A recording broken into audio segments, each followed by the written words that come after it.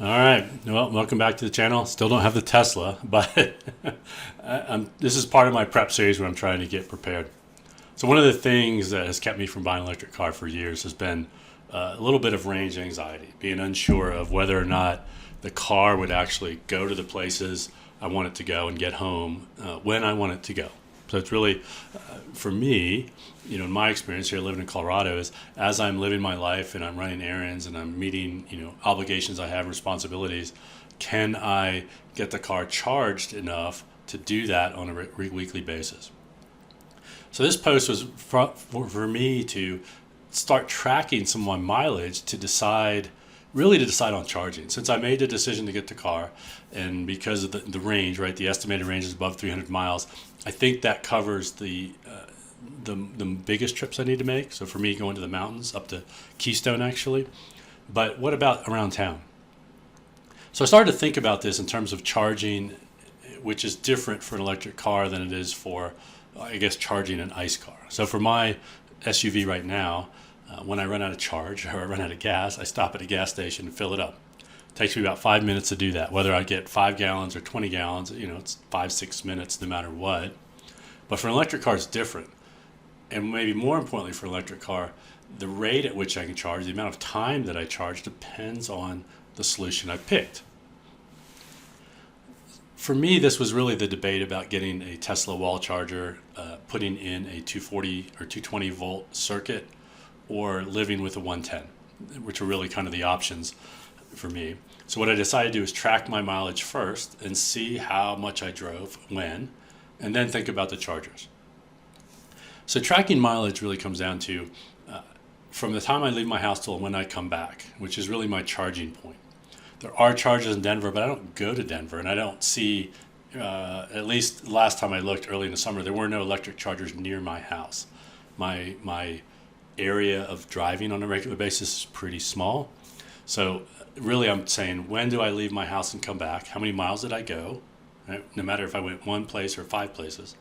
And then how long until the next trip? Because that gives me my time of charge. So I really wanted to capture that data.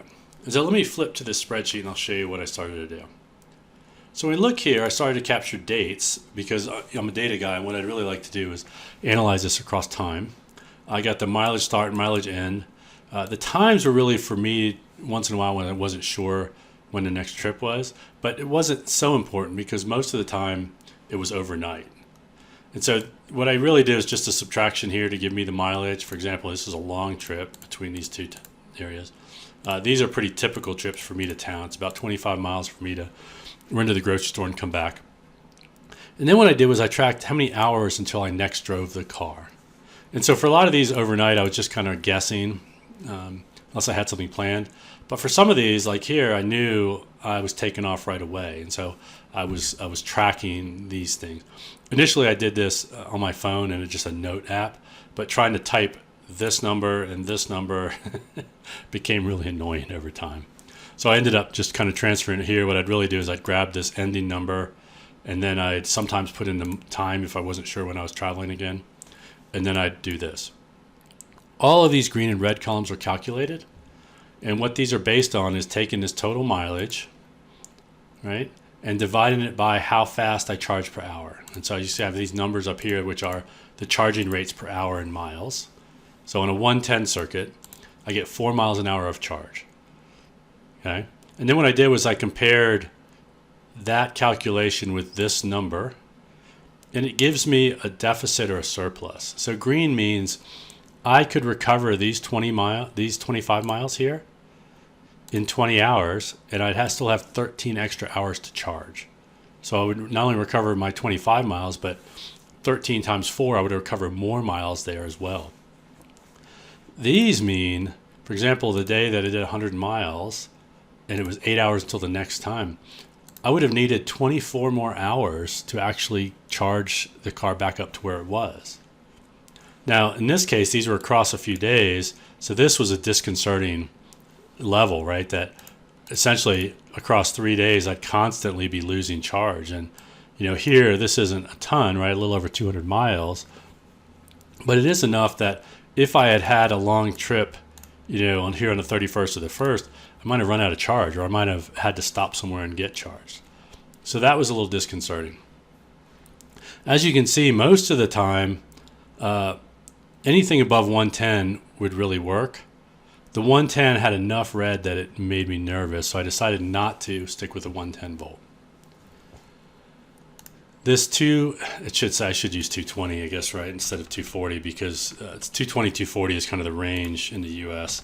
But this is actually a dryer circuit. I have an existing plug in my garage that is a 30 amp circuit running at 220 volts. And based on the Tesla specs, which they give you, if you look at their mobile connector, I would get 22 miles of charge here. If I had the NEMA 1450, which is what a lot of people talk about, which is a slightly higher amperage 220 circuit, I would get 30 miles per hour.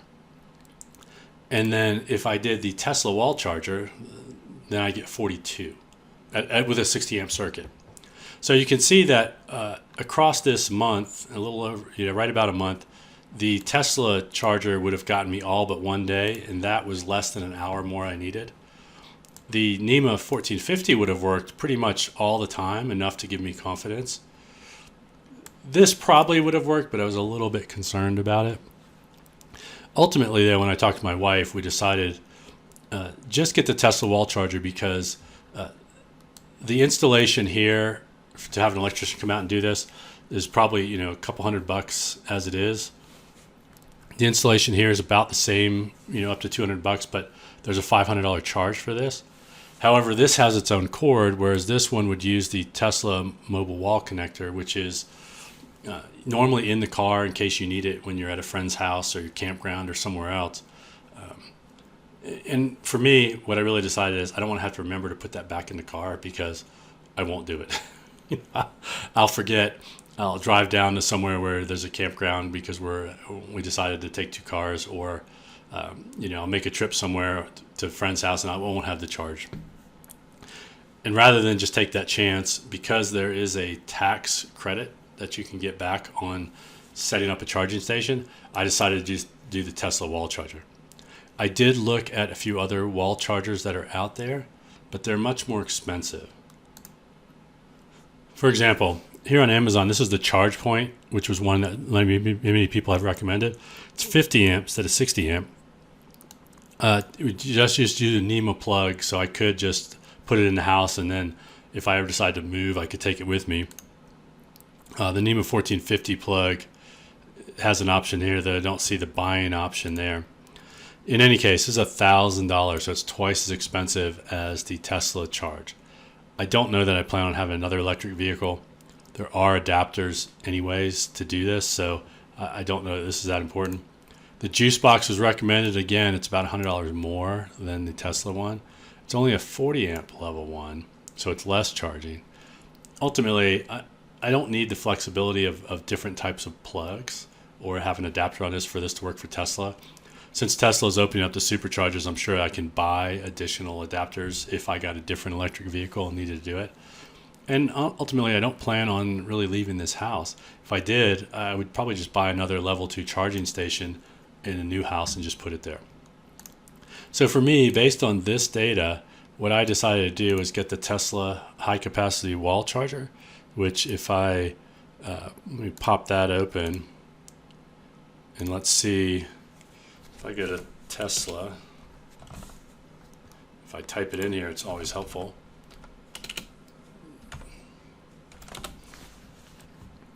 When I go to shop here and we look for charging, the wall connector is $500 with the 18-foot cord, which is what I'll use. A second mobile connector is more expensive, actually at $520.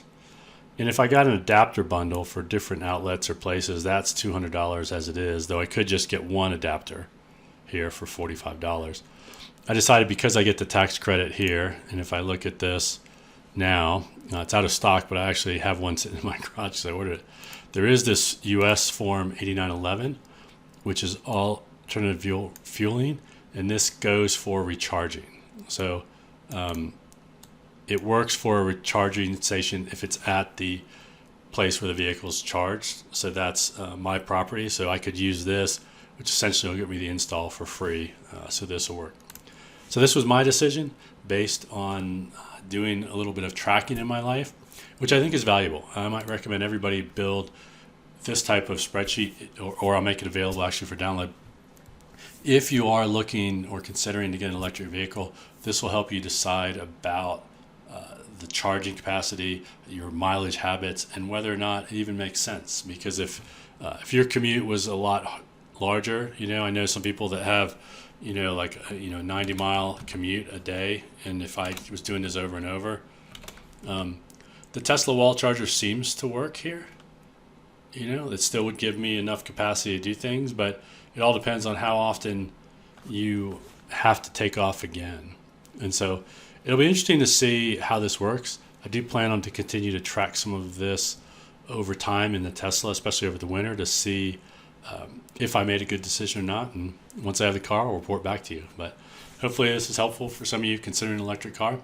That's part of my experience getting the Tesla Model Y in Colorado, and keep following along if you're interested to see how it goes.